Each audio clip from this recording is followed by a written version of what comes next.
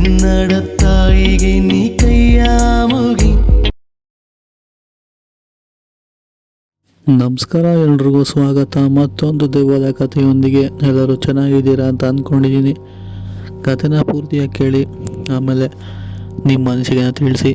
ಕಥೆ ಇಷ್ಟ ಆಗಿದೆ ಅಂತ ಅಂದರೆ ವಿಡಿಯೋಗೆ ಲೈಕ್ ಮಾಡ್ಕೊಳ್ಳಿ. ಹಾಗೆ ನಮ್ಮ ಯೂಟ್ಯೂಬ್ ಚಾನಲ್ನ ಸಬ್ಸ್ಕ್ರೈಬ್ ಆಗಿಲ್ಲ ಅಂತಂದರೆ ಈ ಕೂಡಲೇ ಸಬ್ಸ್ಕ್ರೈಬ್ ಕೂಡ ಮಾಡ್ಕೊಳ್ಳಿ. ತಮ್ಮದಲ್ಲಿ ಮತ್ತು ಡೇಟಲ್ಲಿ ನೋಡಿದ್ದೀರಾ ಅಂತಂದರೆ ಗೊತ್ತಾಗ್ಬಿಟ್ಟಿರುತ್ತೆ. ಈ ಒಂದು ಘಟನೆ ಆಗಿರೋದು ಬಂದ್ಬಿಟ್ಟು ನಾಗಮಂಗಲದ ಆಲೂರಲ್ಲಿ ಆಗಿರುವಂತಹ ಒಂದು ಘಟನೆ.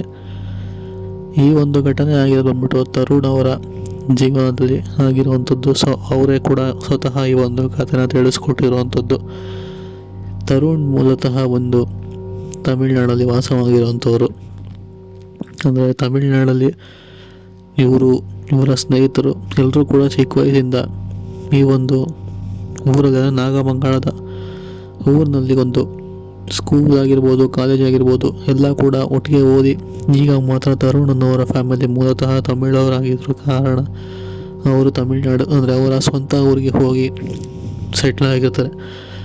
ಸರಿ, ಸ್ನೇಹಿತರನ್ನ ಮೀಟ್ ಮಾಡಿ ತುಂಬ ದಿನಗಳಾಯಿತು ಅಂತ ಹೇಳಿ ತರುಣ್ ಅವರು ಮಾತ್ರ ಅವರ ಗಾಡಿ ತಗೊಂಡು ಸ್ನೇಹಿತರನ್ನ ಮೀಟ್ ಮಾಡೋ ಸಲುವಾಗಿ ಬರ್ತಾರೆ ಈ ಒಂದು ನಾಗಮಂಗಲದ ಆಲೂರಿಗೆ. ಬಂದು ಸ್ನೇಹಿತರೆಲ್ಲರೂ ಕೂಡ ಭೇಟಿ ಮಾಡಿ ಸಮಯನ ಕಳೀತಾರೆ. ಹಾಗೆ ಅವತ್ತಿನ ದಿನ ಅಲ್ಲೇ ಹಾಲ್ಟ್ ಕೂಡ ಆಗ್ತಾರೆ. ಮಾರನೇ ದಿನ ಎದ್ದು ಒಂದು ಕಡೆ ಸುತ್ತಾಡ್ಕೊಂಬರೋಣ ಅಂತ ಹೇಳಿ ಎಲ್ಲರೂ ಕೂಡ ಪ್ಲ್ಯಾನ್ ಮಾಡಿಕೊಂಡು, ಹೇಗೋ ಇವ್ರು ಕಾರ್ ತೊಗೊಂಡು ಹೋಗಿದ್ರಲ್ಲ, ಸರಿ ಅದೇ ಕಾರಲ್ಲಿ ಸುತ್ತಾಡ್ಕೊಂಬರೋಣ ಅಂತ ಹೇಳಿ ಕಾರ್ನ ಹತ್ಕೊಂಡು ನಂತರ ನಾಗಮಂಗಲದ ಸುತ್ತಮುತ್ತ ಪ್ರದೇಶಗಳು, ದೇವಸ್ಥಾನಗಳು ಎಲ್ಲನೂ ಕೂಡ ಸುತ್ತಕೊಂಡು ಅವರ ಹಳೆ ನೆನಪುಗಳೆಲ್ಲನೂ ಕೂಡ ನೆನಪು ಮಾಡಿಕೊಂಡು ಬಂದು ನೈಟ್ ಪುನಃ ಅವ್ರನ್ನೆಲ್ಲ ಡ್ರಾಪ್ ಮಾಡಿದರೆ ಈ ಒಂದು ತರುಣ್ ಮತ್ತು ಅವರ ಸ್ನೇಹಿತರೆಲ್ಲರೂ ಕೂಡ ಡ್ರಾಪ್ ಮಾಡಿ ಊಟ ಗೀಟ ಎಲ್ಲ ಸ್ನೇಹಿತರ ಮನೆಯಲ್ಲ ಮುಗಿಸ್ಕೊಂಡು, ಸರಿ ನಾನು ಬಿಡ್ತೀನಿ ಮನೆ, ನಾನು ಕೂಡ ಊರಿಗೆ ಹೋಗ್ತೀನಿ ಅಂತ ಹೇಳಿ ತರುಣ್ ಅವರು ಅಲ್ಲಿಂದ ಹೊರಡ್ತಾರೆ. ಸೊ ಆ ಸಮಯದಲ್ಲಿ ಇವರೆಲ್ಲರೂ ಕೂಡ ತಡೀತಾರೆ. ಬೇಡ, ಈ ಸಮಯದಲ್ಲಿ ಹೋಗೋದು ಸರಿ ಇಲ್ಲ, ಇಲ್ಲೇ ಮಲಗಿದ್ದು ಬೆಳಗ್ಗೆ ಅದು ಹೋಗೇನಾಗಲ್ಲ ಅಂತ ಹೇಳಿ ತಡೀತಾರೆ.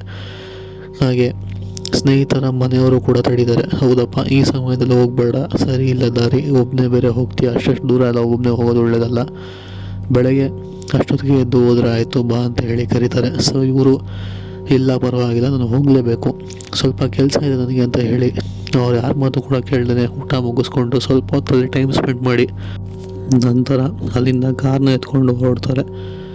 ಸೊ ಅವ್ರ ಸ್ನೇಹಿತರು ಎಷ್ಟೇ ಬೇಡ ಅಂದರೂ ಕೂಡ ಇವರು ಕೇಳೋದಿಲ್ಲ. ಅಲ್ಲಿಂದ ಬಿಟ್ಟಾಗ ಸಮಯ ನೈಟ್ ಆಗಿತ್ತು. ಸರಿ ಅಂತ ಹೇಳಿ ಇವರು ಕೂಡ ಕಾರ್ನ ಓಡಿಸ್ಕೊಂಬರ್ತಿರ್ತಾರೆ. ಓಡಿಸ್ಕೊಂಬರೋ ಸಮಯ ರಾತ್ರಿ ಹೊತ್ತಾಗಿತ್ತು. ಆದ ಕಾರಣ ಫುಲ್ಲು ಕತ್ತಲೆ ಇತ್ತು. ಅಷ್ಟಾಗಿ ಇಲ್ಲೊಂದು ಗಾಡಿಗಳು ಮಾತ್ರ ಓಡಾಡ್ತಿರುವಂಥದ್ದು ಅಷ್ಟೇ. ಅದು ಬಿಟ್ಟರೆ ಜಾಸ್ತಿ ಗಾಡಿಗಳು ಕೂಡ ಓಡಾಡ್ತಿರೋದಿಲ್ಲ. ಸೊ ಇವರು ಕೂಡ ಬಿಡು, ಅಲ್ಲೊಂದಿಲ್ಲ ಓಡಾಡ್ತಿದ್ರು, ನಮಗೇನಾಗಬೇಕು, ನನ್ನ ಪಾಡು ನಾನು ಊರು ತಲುಪಿದ್ರೆ ಸಾಕು ಅಂತ ಹೇಳಿ ಅಂದ್ಕೊಂಡು ಗಾಡಿನ ಸ್ವಲ್ಪ ಮೀಡಿಯಮಾಗೇನೆ ಓಡಿಸ್ಕೊಂಬರ್ತಿರ್ತಾರೆ. ಹೀಗೆ ಓಡಿಸ್ಕೊಂಬರ್ಬೇಕಾದ್ರೆ ಅವ್ರಿಗೆ ನಾಗಮಂಗಲ ಬಿಟ್ಟು ಒಂದು ಸ್ವಲ್ಪ ಮುಂದೆ ಬಂದಮೇಲೆ ಒಂದು ದಾರಿಯಲ್ಲಿ ಒಂದು ರೈಲ್ವೆ ಟ್ರ್ಯಾಕ್ ಸಿಗೋವಂಥದ್ದು.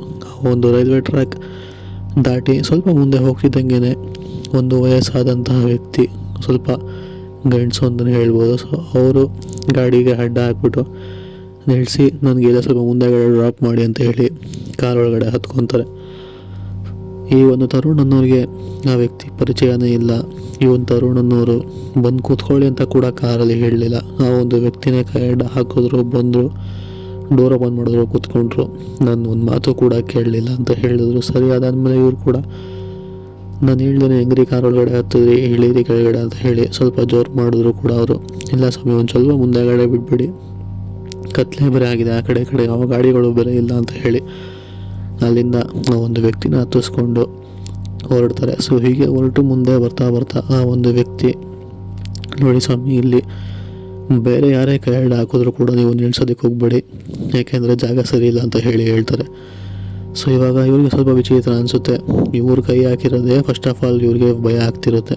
ಇವಾಗ ನೋಡಿದ್ರೆ ಈ ವ್ಯಕ್ತಿ ಈ ಥರ ಎಲ್ಲ ಹೇಳ್ತಾ ಇದ್ದಾನೆ, ಹೆಂಗೆ ನಂಬೋದು ಬಿಡೋದು ಅಂತ ಹೇಳಿ ಸ್ವಲ್ಪ ಮುಂದೆಗಡೆ ಓಡಿಸ್ಕೊಂಡು ಹೋಗ್ಬೇಕಾದ್ರೆ ಅವ್ರ ಕಣ್ಣಿಗೆ ಒಂದು ಗಾಡಿ ಏನಿದೆಯಲ್ಲ, ಆ ಒಂದು ಗಾಡಿ ಪಾರ್ಕಿಂಗ್ ಲೈಟ್ ಆನ್ ಮಾಡಿಕೊಂಡು 2 ಡೋರ್ ಕೂಡ ಓಪನ್ ಆಗಿ ನಿಂತಿರುತ್ತೆ. ಬಟ್ ಅಲ್ಲಿ ಯಾರು ಕೂಡ ಮನುಷ್ಯರು ಇರೋದಿಲ್ಲ ಆ ಒಂದು ಕಾರ್ ಹತ್ರ. ಸೊ ಇವರು ಕೂಡ ಏನೋ ಮೋಸ್ಟ್ಲಿ ಪ್ರಾಬ್ಲಮ್ ಆಗಿರಬೇಕು ಅಂತ ಹೇಳಿ ಗಾಡಿನ ನಿಲ್ಲಿಸ್ತಾರೆ. ಬಟ್ ಆ ಒಂದು ವ್ಯಕ್ತಿ, ನೋಡಿ ಇಲ್ಲಿ ಥರ ಗಾಡಿ ನಿಲ್ಲಿಸ್ಬೇಡಿ, ಅದು ನೀವೇನು ನೋಡ್ತಿದ್ದೀರಾ ಅದು ಸತ್ಯ ಅಲ್ಲ, ನೀವು ಓಡಿಸಿ ಗಾಡಿನ, ಇಲ್ಲಿಂದ ಫಸ್ಟು ಗಾಡಿ ತೆಗೀರಿ ಅಂತ ಹೇಳ್ತಾರೆ. ಸೊ ಆವಾಗ ತರುಣ್ ಅವರು, ರೀ ನೀವು ಕೂತ್ಕೊಳ್ರಿ ಸುಮ್ಮನೆ, ಫಸ್ಟ್ ಆಫ್ ಆಲ್ ಅಲ್ಲಿ ಏನೋ ಪ್ರಾಬ್ಲಮ್ ಆಗಿರಬೇಕು ಅಂತ ಹೇಳಿ ಕಾರಿಂದ ಇಳಿಯೋದಕ್ಕೆ ಪ್ರಯತ್ನ ಪಡ್ತಾರೆ. ಬಟ್ ಆ ಒಂದು ವ್ಯಕ್ತಿ ಬೇಡ ಇಳ್ದೋಗ್ಬೇಡಿ ಅಂತ ಹೇಳಿ ತಡೆದು ಗಾಡಿನ ಆಗೋ ಈಗ ಮಾಡಿ ಮುಂದಕ್ಕೆ ಓಡಿಸ್ಕೊಂಡು ಹೋಗ್ತಾರೆ. ಓಡಿಸ್ಕೊಂಡು ಹೋಗ್ತಾ ಮಿರರಲ್ಲಿ ಆ ಒಂದು ಗಾಡಿಯ ನೋಡ್ತಾರೆ. ಇದ್ದಕ್ಕಿದ್ದಂಗೆ ಆ ಗಾಡಿ ಕಾಣೋದೇ ಇಲ್ಲ ಅವ್ರ ಕಣ್ಣಿಗೆ. ಹೌದು, ಇವರು ರಿಯಲಾಗಿ ನೋಡಿದಾಗ ಗಾಡಿ ಪಾರ್ಕಿಂಗ್ ಲೈಟ್ ಆನ್ ಮಾಡಿ ಆ ಕಡೆ ಎರಡು ಡೋರ್ ಓಪನ್ ಆಗಿ ಇದ್ದಂತಹ ಗಾಡಿ ಒಂಚೂರು ಮುಂದೆ ಪಾಸ್ ಆಗ್ತಿದ್ದಂಗೆ ಆ ಒಂದು ಗಾಡಿನೇ ಕಾಣಿಸೋದಿಲ್ಲ, ಇದಕ್ಕಿದ್ದಂಗೆ ಮಾಯ ಆಗೋಗುತ್ತೆ. ಸರಿ ಅಂತ ಹೇಳಿ ಅಲ್ಲೊಂದು ಕಾರಿತಲ್ಲ ಎಲ್ಲಿ ಕಾಣಿಸ್ತಾನೆ ಇಲ್ವಲ್ಲ ಅಂತ ಹೇಳಿ ತರುಣ್ ಅವರು ಮತ್ತೊಬ್ಬ ವ್ಯಕ್ತಿಗೆ ಕೇಳ್ತಾರೆ, ನಾನು ನಿಮ್ಗೆ ಅದಕ್ಕೆ ತಡೆದಿದ್ದು, ಇಲ್ಲಿ ಈ ಸಮಯದಲ್ಲಿ ಏನೇ ನೋಡಿದ್ರು ಕೂಡ ನೀವು ನಿಲ್ಲಿಸ್ಬೇಡಿ, ಜಾಗ ಸರಿ ಇಲ್ಲ, ಈ ಥರ ನಿಮ್ಗಂತ ಅಲ್ಲ ತುಂಬ ಜನಕ್ಕೆ ಆಗ್ತಾನೆ ಇರುತ್ತೆ. ನಾನು ಕೂಡ ಇದೇ ಒಂದು ವಿಷಯವಾಗಿ ಭಯದಿಂದನೇ ಯಾವುದಾದ್ರೂ ಗಾಡಿ ಅಡ್ಡ ಬರುತ್ತಂತ ಹೇಳಿ ನಿಲ್ಲಿಸಿ ಹತ್ಕೊಂಡೋಗೆ ಮುಂದೆ ಹೋಗ್ಬೇಕು, ಫಸ್ಟ್ ಇದು ಅದಕ್ಕೆ ದಾಟಿದ್ರೆ ಸಾಕು ಅಂತ ಹೇಳಿ ಹತ್ಕೊಂಡಿದ್ದು, ನಿಮ್ಮಿಂದ ತುಂಬಾ ಸಹಾಯ ಆಯಿತು ಅಂತ ಹೇಳಿ ನಂತರ ಆ ಒಂದು ವ್ಯಕ್ತಿ ಸ್ವಲ್ಪ ಮುಂದೆಗಡೆ ಹೋಗಿ ಅವರು ಊರ ಥರ ಬಿಡಿಸ್ಕೊತಾನೆ. ಆಮೇಲೆ ಈ ಒಂದು ತರುಣ್ ಎಂಬ ವ್ಯಕ್ತಿ ಕೂಡ ಅಲ್ಲಿಂದ ಗಾಡಿ ಸ್ಟಾರ್ಟ್ ಮಾಡಿ ಆ ಒಂದು ವ್ಯಕ್ತಿಗೆ ತುಂಬಾ ಥ್ಯಾಂಕ್ಸ್, ನೀವು ತಡೆದಿದ್ದು ಒಳ್ಳೆಯದೇ ಆಯಿತು, ಇಲ್ಲ ಅಂತಿದ್ರೆ ಏನಾಗ್ತಿದೆ ಏನೋ ಗೊತ್ತಿಲ್ಲ ಅಂತ ಹೇಳ್ತಾನೆ. ಅದಾದಮೇಲೆ ಆ ಒಂದು ವ್ಯಕ್ತಿ ಇದ್ರ ಬಗ್ಗೆ ತುಂಬ ಯೋಚನೆ ಮಾಡಬೇಡಿ, ಯೋಚನೆ ಮಾಡಿದಷ್ಟು ನಿಮಗೆ ತೊಂದರೆ ಆಗುತ್ತೆ, ಪದೇ ಆ ಕಾರ್ ನಿಮ್ಮ ಕಣ್ಣು ಕಾಣಿಸ್ಕೊಬೋದು, ಆದ್ದರಿಂದ ನೀವು ಯೋಚನೆ ಮಾಡೋಕೆ ಹೋಗ್ಬೇಡಿ, ಇಲ್ಲೇ ಮರ್ತೋಗಿ ಇಲ್ಲ ಬನ್ನಿ ಇಲ್ಲೇ ಆಲ್ಟಾಗಿ ಬೆಳಗ್ಗೆ ಎದ್ದು ಹೋಗಿ ಅಂತ ಹೇಳ್ತಾನೆ. ಇಲ್ಲ ಪರವಾಗಿಲ್ಲ, ನಾನು ಅದ್ರ ಬಗ್ಗೆ ಯೋಚನೆ ಮಾಡೋದಿಲ್ಲ, ತುಂಬಾ ಥ್ಯಾಂಕ್ಸ್ ಅಂತ ಹೇಳಿ ಈ ಒಂದು ತರುಣನವರು ಅಲ್ಲಿಂದ ಮುಂದೆಗಡೆ ಆ ವಿಷಯದ ಬಗ್ಗೆ ಒಂದು ಸ್ವಲ್ಪ ಯೋಚನೆ ಮಾಡ್ಕೊಂಡು ಬರ್ತಿರ್ತಾರೆ. ಯೋಚನೆ ಮಾಡ್ಕೊಂಡು ಬರಬೇಕಾದ್ರೆ ಮತ್ತೊಮ್ಮೆ ಅವ್ರಿಗೆ ಆ ಒಂದು ಕಾರಲ್ಲಿ ಇದ್ದಿದ್ದಲ್ಲ ಅದೇ ರೀತಿಯ ಕಾರ್ ಪುನಃ ಕಾಣಿಸ್ಬರುತ್ತೆ. ಆದರೆ ಈ ಸಲ ಕಾಣಿಸ್ಬಂದಿದ್ದು ಕಾರ್ ಬಂದ್ಬಿಟ್ಟು ಅದು ಒಂದು ಜಜ್ಜೋಗಿರೋಂತಹ ಕಾರ್, ಅಂದರೆ ಫುಲ್ ಆಕ್ಸಿಡೆಂಟ್ ಆಗಿ ಕಾರೇ ಸುಟ್ಟೋಗಿ ಕರಕಲಾಗಿ ಆ ಥರ ಕಾರ್ ಆ ಕಡೆ ಡೋರ್ ಓಪನ್ ಆಗಿ ನಿಂತಿರುವಂತಹ ಕಾರ್ ಕಾಣಿಸ್ಬರುತ್ತೆ. ಇದು ನೋಡಿ ಅವರು ಫುಲ್ಲು ಗಾಬರಿಯಾಗಿ ಹೋಗ್ತಾರೆ. ಸೊ ಇದು ಆಗಿರುವಂತಹ ಒಂದು ಸತ್ಯ ಘಟನೆ. ಈ ಒಂದು ಕತೆ ಇಷ್ಟ ಆಗಿದೆ ಅಂತ ಅಂದ್ಕೊಂಡಿದ್ದೀನಿ. ಲೈಕ್ ಮಾಡ್ಕೊಳ್ಳಿ. ಮತ್ತು ಸಿಗೋಣ ಮತ್ತೊಂದು ಕಥೆಯೊಂದಿಗೆ. ಅಲ್ಲಿವರೆಗೂ take care, good bye friends.